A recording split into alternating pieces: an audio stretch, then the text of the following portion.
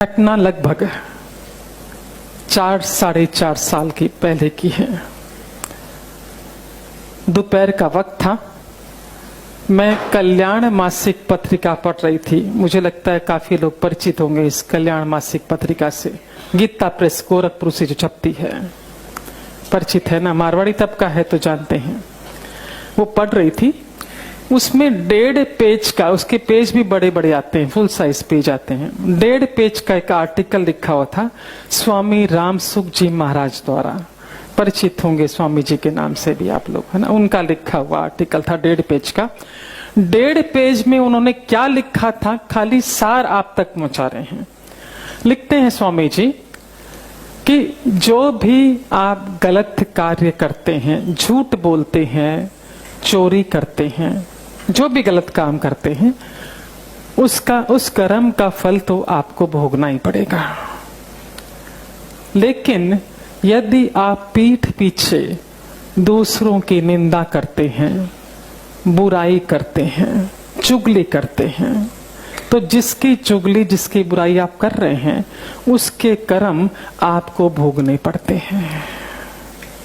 मत करो चुगली, निंदा, बुराई पीठ पीछे। अपने कर्म कम है क्या भोगने के लिए, जो दूसरों के भी अपने माथे मढ़ते हो, मत करो। और अंडरलाइन के साथ लिखा था, ये रब कर दो, लिख कि मात पिता, गुरु और संत। अंडरलाइन मालूम है किसको बोलते? मोटे अक्षर अंडरलाइन, इसलिए कि ध्यान आकर्षित हो, हम उस पर फोकस कर सके। लिखा था कि मात पिता, गुरु और संत, इनकी तो गलती से भी बुराई ना करें। पता नहीं चुकाने के लिए कितने जन्म लेने पड़ेंगे, और मनुष्य जन्म दोबारा नहीं मिलने वाला। पता नहीं कीड़े मकोड़े जानवर किस योनि में जाओगे और उन कर्मों को भोगोगे। तो निंदा, चुगली, बुराई ना करें। 1.5 पेज का आर्टिकल सिर्फ इसी पर था। हमने उसे पढ़ा, पर समहाउ इतना गौर नहीं किया, इतना ध्यान नहीं गया हमारा। और प्रकृति की व्यवस्था देखिए, नारायण की व्यवस्था देखिए। ठीक दूसरे दिन की बात, हमारा मुंबई गोरेगांव गोकुल धाम में सेंटर चलता है सुबह 11 से 1 नियमित, जहां एक्यूप्रेशर, रेकी, अन्य अल्टरनेटिव हीलिंग थेरेपी के माध्यम से रोगियों को ठीक किया जाता है। दूसरे दिन की बात, 11 बजे सेंटर खुलता है। 10:55 हम सेंटर की ओर आगे बढ़ रहे थे कि पीछे से मेरा पल्ला मुझे किसी ने खींचता हुआ महसूस हुआ कि कोई पकड़ रहा है। मुड़कर देखा तो अंदाजन 35 साल की महिला है ना, और मुझसे बोली कि मेरे घुटनों में बहुत दर्द रहता है, तो डॉक्टर ने ऑपरेशन करने के लिए कहा है, पर ऑपरेशन अभी हम करवा नहीं सकते क्योंकि बच्चों की परीक्षाएं हैं, 2 महीने बाद करवाएंगे, बहुत कष्ट है। तो मेरा मन ये बोलता है कि यदि आप हाथ लगा देंगे तो ठीक हो जाएगा। हमने कहा हमारे हाथ लगाने से ठीक नहीं होगा, आप आके एक्यूप्रेशर ले लीजिए। बोले 4-5 दिनों से करवा रही हूं, पर मुझे फर्क नहीं मिला। मेरा बहुत मन, आप खाली छू दीजिए, ठीक हो जाएगा। वो जिस तरह से बोल रही थी, हमने कन्विंस करना चाहा कि भाई हमारे हाथ लगाने से नहीं होगा, पर जो जिस भाव से वो बोलती जा रही थी, लिटरली गिड़गिड़ा रही थी, हमने कहा ठीक है, तुम कैबिन में आ जाओ। हमारी एक्यूप्रेशर की टीम अलग है, हम खाली काउंसलिंग करते हैं। कैबिन में बुलाया, हमने उन्हें एक्यूप्रेशर देना शुरू किया। और एक्यूप्रेशर पॉइंट जो होते हैं बहुत अधिक पेनफुल होते हैं, तो जब पेशेंट को हम लोग देते थोड़ी बातों में व्यस्त कर देते हैं ताकि उसका ध्यान डाइवर्ट हो जाए, हम ट्रीटमेंट दे सकें। और सहज ही हमने उससे पूछा कि बहुत अधिक दर्द किस वक्त होता है, चलने में, बैठने में, उठने में किस वक्त अधिक पेन होता है। उसका कहना था कि सुबह किचन में हम काम करते हैं 2.5-3 घंटा, उसके बाद जब जाकर बैठती हूँ तो बैठा नहीं जाता है, टीस मारता है, ये शब्द उसके, बहुत दर्द करता है। तो शरीर से भारी थी। हमने उससे कहा तुम 2.5-3 घंटे लगातार खड़ी रहती हो, एक सत्र, तो अच्छे अच्छे व्यक्तियों में दर्द होगा, तुम्हारा तो वजन भी अधिक है, तो 15-20 मिनट काम करो, फिर 5-7 मिनट बैठो, वापस काम करो, ताकि घुटनों को आराम मिले, सारा वजन तुम्हारा उस पर पड़ता है। बोला कैसे बैठ सकती हूँ सुबह के वक्त, पानी भी उसी वक्त आता है, बच्चों का भी टिफिन होता है, इनका भी टिफिन होता है, अकेले मुझे सारा काम करना पड़ता है। और साथ ही साथ सासू माँ के बारे में बोलना शुरू कर दिया। घर में सासू माँ भी पर मुझे बिल्कुल भी हेल्प नहीं करती, और सासू पुराण चालू कर दिया। समझा सासू पुराण किसको बोलते, समझा क्या? समझा, हाँ हाँ, सासू ऐसी है वैसी चालू कर दिया। हमने कहा कि उसने अपने जमाने में बहुत काम कर लिया, अभी हमारा समय काम करने का है ना, उनका बुढ़ापा है, उनको आराम करना चाहिए। तो बोले क्या का बुढ़ापा, जब खुद की बेटी आती 3-3 घंटे चौके में बैठी रहती, ये बनाऊं वो बनाऊं वो बनाऊं, और मुझे एक सब्जी काट के भी नहीं देती, ऐसा। और बोलना शुरू था सासू माँ के बारे में, और एक का एक क्लिक हो गया कि कल तो हमने स्वामी जी के उसमें सुना है, पढ़ा है कि निंदा नहीं करनी चाहिए, और ये तो माता जी की, सासू माँ की निंदा कर रही है, तो कहीं ऐसा तो नहीं उनके कर्म भोग रही हो। सहज ही भाव आया, मन में आया कि एक्सपेरिमेंट करके देखते हैं। हमने उससे कहा कि हम एक शर्त पर तुम्हारा इलाज करेंगे, क्योंकि बातों बातों वो मुझे बोल चुकी थी कि दिन भर सासू माँ से मैं इतनी परेशान रहती हूँ, क्योंकि वो कुछ काम नहीं करती।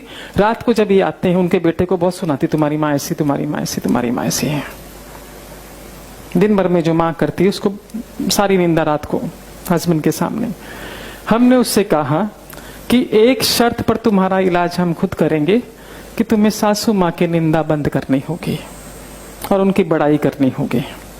बोली बड़ाई हमसे नहीं होगी, क्लियर बोल दिया, है ना। निंदा भी सोचना पड़ेगा। मैंने कहा फिर हम इलाज नहीं करने वाले, क्योंकि हमको तो एक्सपेरिमेंट करना था। बोले ठीक है, निंदा नहीं करेंगे, पर बड़ाई हमसे नहीं होगी, क्लियर बोल दिया। सेकेंड डे आई, कुछ परिवर्तन नहीं था, पेन एज इट इज था, पर उसे मन में एक संतोष था कि हम कर रहे हैं तो ठीक हो जाएगा। हमने आते से पहला प्रश्न पूछा, कल निंदा करी क्या? बोला यहां तक आया। उसी ने जो एक्शन किया, पर हम नहीं बोले क्योंकि आपका डर था कि आप इलाज नहीं करोगे।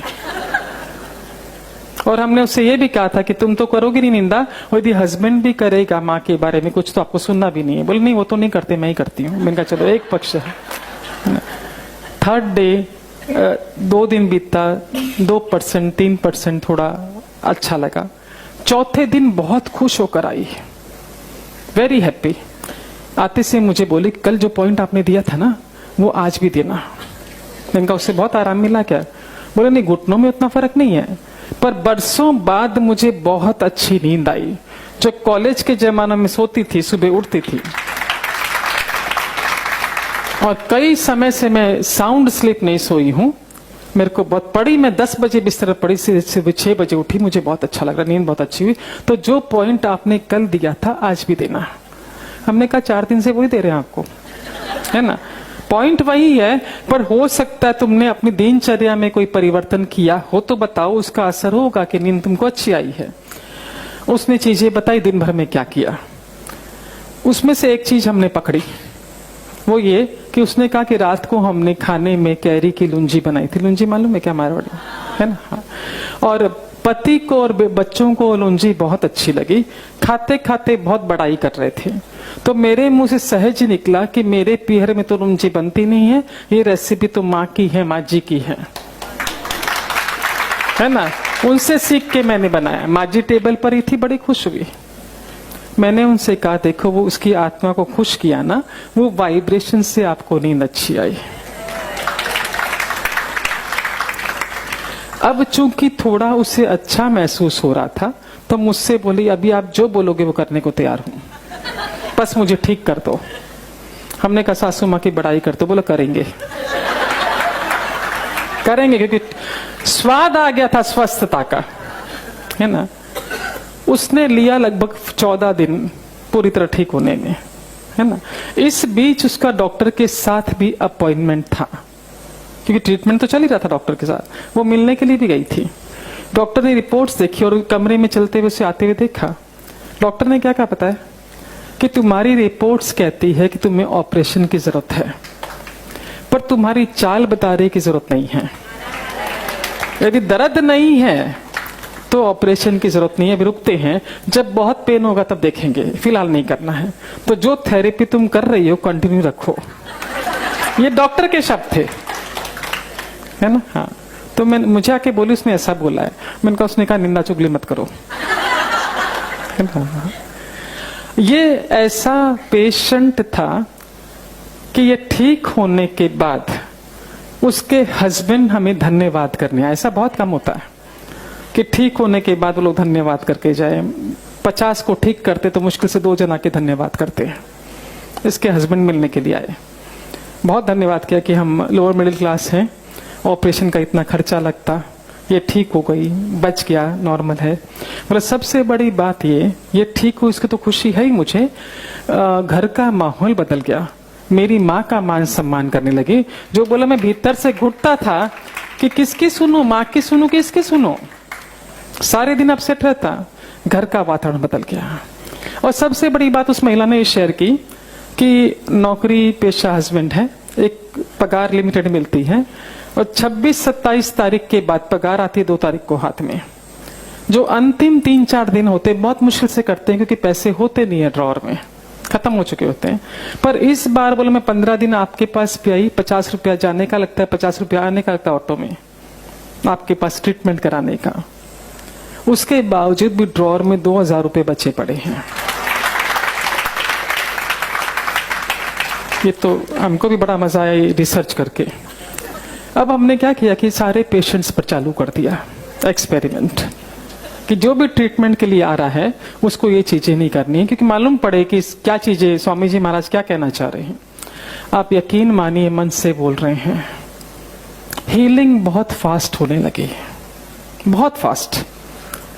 जब 5-6 एक्सपेरिमेंट हो गए तो हमारा सत्संग चलता है बुधवार का, हर बुधवार 11 से 1, लगभग 400-500 लोग वहां आते, मेजर महिलाएं आती।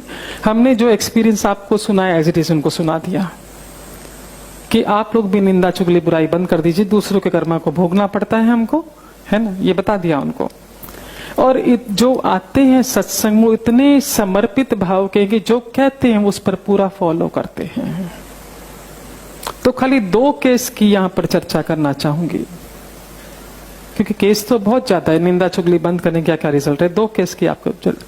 एक हमारे पास थाना से साउथ इंडियन लेडी आती थी सत्संग में, आती है बीबी, उसका बेटा स्लो लर्नर, पूरी क्लास लिख ले, वो धीरे धीरे 10% ही लिख पाता था। कई थेरेपी वो करवा रही थी उसके ट्रीटमेंट के लिए, पर नतीजा नहीं आ रहा था। सत्संग में जब उसने सुना, सासू के साथ रहती थी, सासू भी घर में थी, और सासू का बिल्कुल भी मान सम्मान नहीं, बल्कि उसने जात सत्संग में जब सबका एक्सपेरिमेंट सुना, घर गई, सासू माँ से माफी मांगी कि मैंने आज तक जो गलत व्यवहार आपके साथ किया है वो अब से नहीं करूंगी, माफ कर दीजिए। और सासू माँ को मान सम्मान देना शुरू किया। वो लेडी आकर कहती है, जो लड़का मुश्किल से 35% आता था, आज की तारीख में ही वो ला रहा है 90%। सब जो धीरे धीरे उसकी जो स्लो फटाफट पिकअप करता करता आज की 4 साल पुरानी बात है ये, आज ये अवस्था है, 90+ ला रहा है। दूसरा केस, एक महिला ने कहा, शेयर किया कि उसका एक बेटे को ब्याया, बहू आई, और कुछ सासू माँ बेटे की नहीं बनी तो बिना बताए बेटा बहू घर से चले गए। कहाँ गए ये भी समाचार नहीं। उसने 2-4 बार हमसे आके कहा ये बात कि वो कहाँ गए मालूम नहीं है, और उनका कोई फोन भी नहीं आता है। हमने कहा उनका नहीं आता तुम कर लो। इसने करना शुरू किया, पर बेटा भी फोन काट देता, बहू भी फोन काट देती, कोई संपर्क नहीं। आके मुझसे बोले वो काट देता है फोन। हमने कहा अपनी प्रार्थना चालू रखिए और फोन करना चालू रखिए, किसी दिन तो उठाएगा वो। एक दिन उठाए बेटे ने, चिल्लाए जोर से कि क्यों परेशान कर दिया, तुमसे कोई संबंध ही नहीं है हमारा, छोड़ दिया। सत्संग में बैठी हुई थी, सोच रही थी कि मैं किसकी निंदा करती हूँ, कि लोग शेयर करते तो खुद को टटोला उसने। तो तो उसको एहसास हुआ कि शाम को जब राउंड मारने जाती है, सोसाइटी में वॉक करने जाती है, तो बिल्डिंग के सामने 8-10 महिलाएं घेरा बना के बैठती है, और जो महिला नहीं आती उसकी चर्चा। देख, अपने आप ही बोला, मैंने तो कुछ बोला ही नहीं। सत्संग से जाने के बाद उसने कहा उन अपने ग्रुप को कि यदि देखो तुम लोग किसी की निंदा चुगली बुराई करोगे तो मैं तुम्हारे साथ नहीं बैठूंगी, मैं मेरा वॉक करूंगी, क्योंकि मैं सत्संग में बोला गया नहीं करना, दूसरों के कर्मों को अपने सर नहीं लेना है। तो महिलाएं हंसने लगी कि चुगली नहीं करेंगे तो टाइम पास कैसे होगा। बोला मुझे तुम्हारे साथ नहीं बैठना। बोला मैंने वॉक करना चालू कर दिया, माला करती वॉक करती। तीसरे दिन बेटे का फोन आता है, माँ कैसी हो। थर्ड डे जन्मदिन भी माँ का आया तो सत्संग में मिठाई लेकर आया था सेलिब्रेशन के लिए, है ना। एग्जाम्पल बहुत है पर समय सीमित है। हम विस्तार से चर्चा इस बात की करते हैं कि जब हम निंदा करते हैं तो कैसे कर्म हमारे माथे आते हैं। ये ध्यान से देख लीजिए, आपको कई प्रश्नों के उत्तर त्वरित मिल जाएंगे।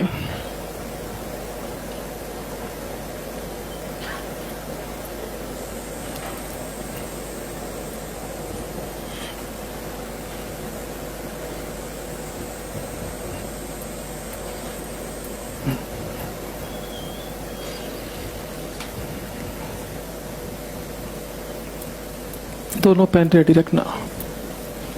हाँ, ये ए, ये बी और ये सी।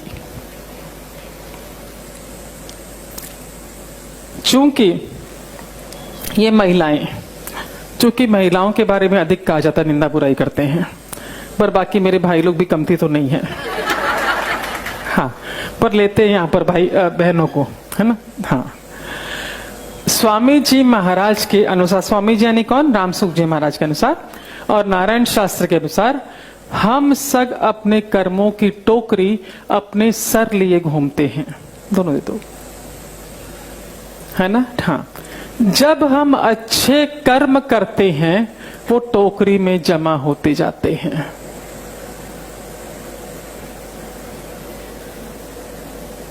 छोटा बड़ा जो भी आपने किया वो कर्म हमारी टोकरी में आता जाता है। जब गलत कर्म करते हैं ये भी हमारी टोकरी में जमा होता जाता है।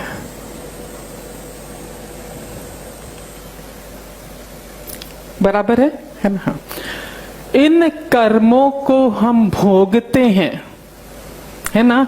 जो अच्छे कर्म करे हैं उसकी बाबत हमें सुख मिलता है भोगने के लिए, जो गलत कर्म कर रहे हैं उसकी एवज में हमें दुख मिलता है भोगने के लिए। भोगने के माध्यम क्या, हम तन से भोगते हैं, मन से भोगते हैं, धन से भोगते हैं और संबंधों से भोगते हैं। तन अस्वस्थ, गलत काम किया, तन अस्वस्थ, मन अस्वस्थ, धन की हानि, संबंधों में दूरियां, ये दुख है। तन स्वस्थ, मन स्वस्थ, धन स्वस्थ, संबंध स्वस्थ, ये सुख है। इतना समझा है ना। अब ये तीन करीबी सहेलियां, हम सहेलियां कह रहे हैं पर भाइयों को ये महसूस करना, तीन करीबी मित्र, है ना। हाँ, अब एक दिन, करीबी बहुत फास्ट फ्रेंड्स हैं। एक दिन की बात, ये सी जो है शहर के बाहर गई हुई थी। अब ये दो सहेलियां आपस में मिली, ये तो है नहीं, है ना। ए ने इसकी बाबत चुगली करने शुरू करी। जो ही करना शुरू किया कनेक्शन जुड़ जाता है। ये कहां पर भी हो, चाहे 7 समुद्र पार हो, कनेक्शन जुड़ जाता है। बुराई शुरू की, ये जो कर्म इसे भोगने पड़ते, ये कर्म चले गए इसके खाते में। कनेक्शन चुरा, ये तो कर खाते में ट्रांसफर होना शुरू हो जाता है। अब ध्यान से सुनो, जो कर्म इसने गलत किया था उसकी एवज में शायद सिर्फ तन का रोग भोगना पड़ता, उसकी एवज में इससे सिर्फ तन का रोग भोगना पड़ता। पर जब ये आपके खाते में आया तो ये इंटरेस्ट के साथ, ब्याज के साथ आपको भोगना पड़ेगा।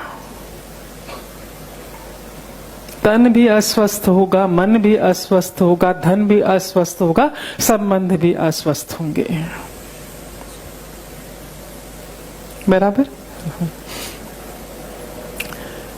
ये बुराई कर रहा है और ये सुन रही है ना। अब इस पे डिपेंड करता है कि कितना रस लेके ये सुन रही है ना। इसको दोनों खाते का भोगना पड़ता है, इसका भी इसका भी। क्यों? सुनो, देखो, सुनो तो सही, है ना। जब इसकी बुराई कर रही है, मन में भाव आता है तू कौन सी कमती है, इसके खाते का इसमें गया, है ना। और जब सुनते सुनते हम भी बोलना चालू करते हैं, हाँ ये ऐसी है, मेरा भी अनुभव ये ऐसी ही है, वापस इसके खाते का यहाँ ट्रांसफर। दोनों का भोगना पड़ता है, तो सुनना भी नहीं है। अब आगे सुनिए, कई बार हम ऐसा कहते हैं कि जो इसके बारे में बोल रहे हो सच तो बोल रहे हैं। निंदा किसे कहते हैं? आप चाहे सच बोल रहे हैं, पर आपकी हिम्मत है क्या वही शब्दों के इसके सामने बोलने की? नहीं है, मतलब आप निंदा कर रहे हैं। चाहे सच बोल रहे हैं, पर वो आपकी हिम्मत इसके सामने बोलने की नहीं है, मतलब आप निंदा कर रहे हैं। और हमारा मनुष्य का स्वभाव है कि बड़ाई करते तो बड़ा चढ़ाकर, बुराई करते तो बड़ा चढ़ाकर, है ना।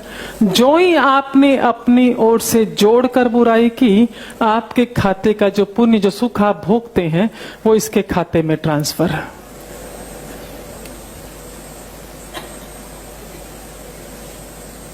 क्या पिन ड्रॉप साइलेंस है, वाह।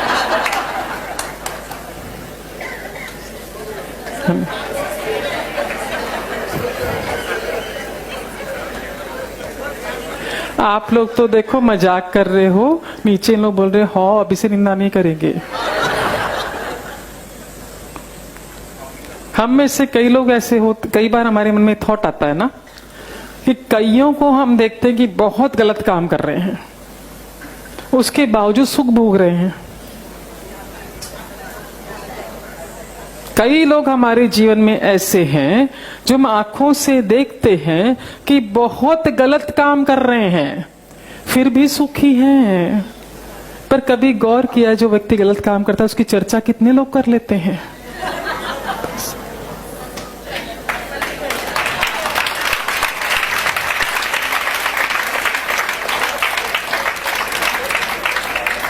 तो सुख भोगेगा ही ना।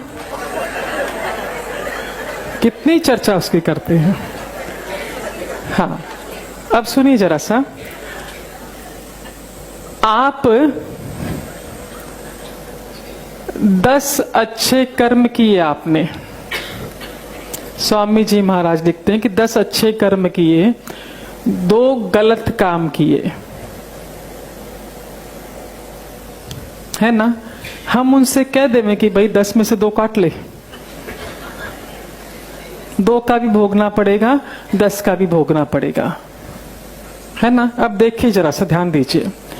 अब चूंकि अच्छे कर्म मात्रा अधिक है, ये 2 ही है, समझो इसकी एवज में चिट्ठी कटती है हमारी, समझा, पावती कटती है। उसमें आया कि 1 दिन का अनाज नहीं मिलेगा खाने को। क्या सजा मिली है हमारे कर्मों की हमें? कि 1 दिन अनाज खाने को नहीं मिलेगा, चिट्ठी फट गई। पर चूंकि ये कर्म तगड़े हैं, ये चिट्ठी खाते में कब डालेगा? जिस दिन आप बोलेंगे आज डाइट करती हूँ, आज खाली फ्रूट पे रहती हूँ, या आज एकादशी करती हूँ, ये खाते में शिफ्ट कर देगा। आपको पता ही नहीं चलेगा, क्योंकि अच्छे कर्म तगड़े हैं। पर 10 कर्म गलत हैं, 2 अच्छे हैं, है ना। 2 अच्छे की एवज में 56 भोग की पावती मिली आपको, पर खाते में कब आएगी? जब पेट अस्वस्थ होगा।